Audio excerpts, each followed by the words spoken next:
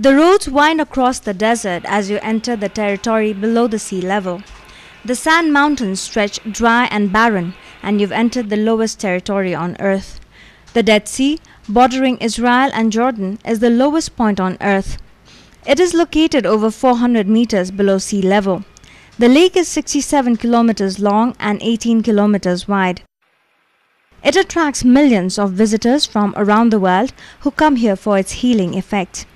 They also swim in the lake, which is as good as floating due to high density of the water here. It is my first time at the Dead Sea and it's an outstanding experience.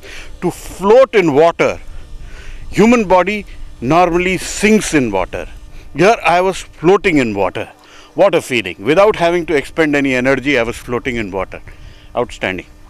But the water hurts. But the sea has been shrinking swiftly in the recent years due to extraction of water and minerals by Jordan and Israel. Cosmetic companies also extract minerals from the sea, impacting its ecosystem. Since 1960, the sea surface level has gone down by more than 10 meters. Because it's very hot here and the water is dry, and the Dead Sea level go down every year about a meter.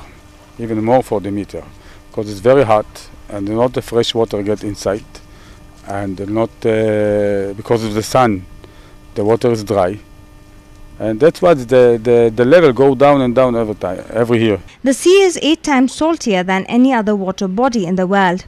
Because animals can't survive this level of salinity, it has been termed the Dead Sea.